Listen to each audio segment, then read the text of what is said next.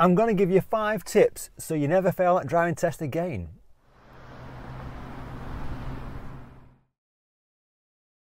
So if you're new to the channel, click on that subscribe button, give it a thumbs up, like, share, and feel free to put a comment below.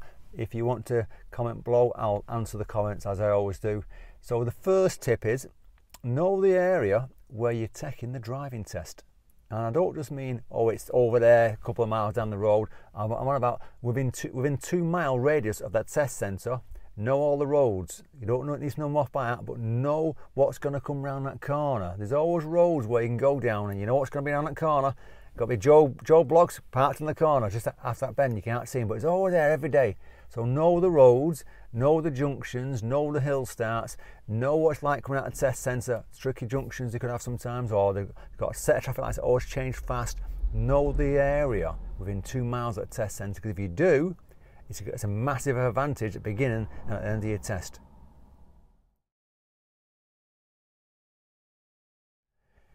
Tip number 2 then is there's always a tricky bit on a test route, and in an area there's always one really hard bit in an area. It could be a roundabout, it could be an absolute nightmare of an hill start because it's on a tricky junction.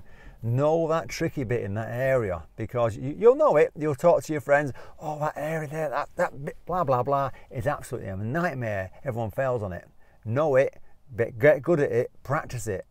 That's what you've got to say. There's no point in trying to avoid it, because if you're not good at it, it's probably going to crop up on your driving test.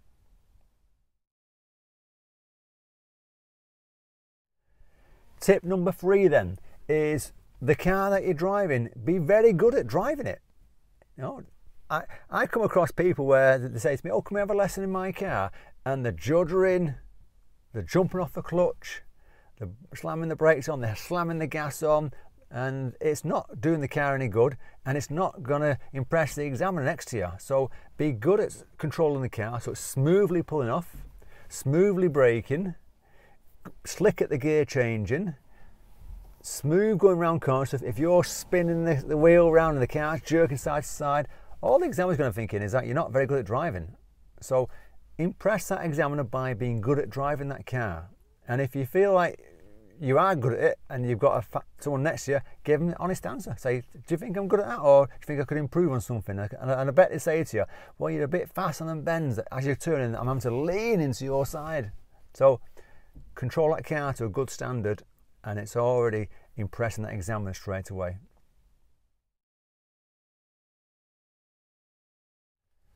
Tip number 4 then. Every year the DVSA publish the top 10 reasons why people fail the driving test, and in the top 2 reasons every year is junctions.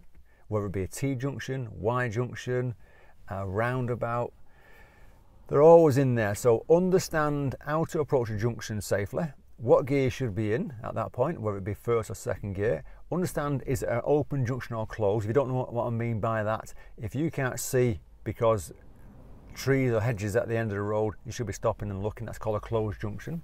If you can see on the approach, then that's an open junction. And I'm not just about one side, I'm on about both sides, left and right. So understand junctions, understand how you approach them, understand what gear you should be in, all these things. And if you're not sure about junctions, I'll put a link at the top to help you at the same time. So understand junctions, understand how to approach roundabouts at a safe speed. If you're approaching way too fast, it's going to get approach speed approaching junctions on it. And when you're good at your junctions, go back to knowing the area again, like that tip 1 I mentioned.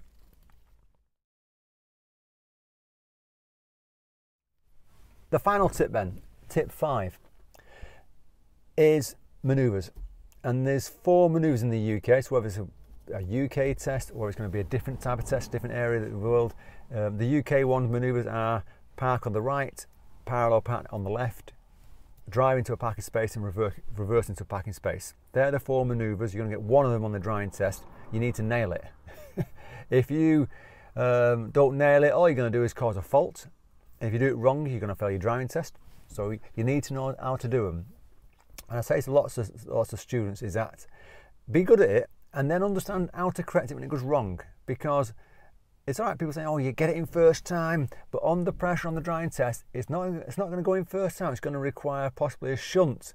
And what I mean by a shunt is a correction.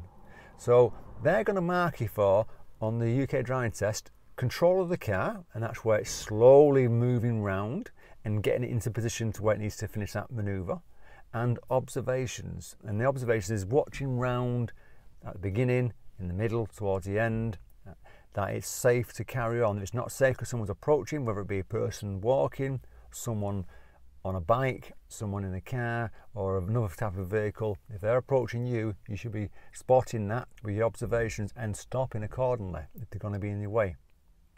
And if it goes wrong, understand how to correct the mistake, you know. And lots of people, they'll do the maneuver and then they'll realize it's wrong and they'll do what's called a shunt, which is a correction, but they don't look round. They just pop it in the gear and move forward.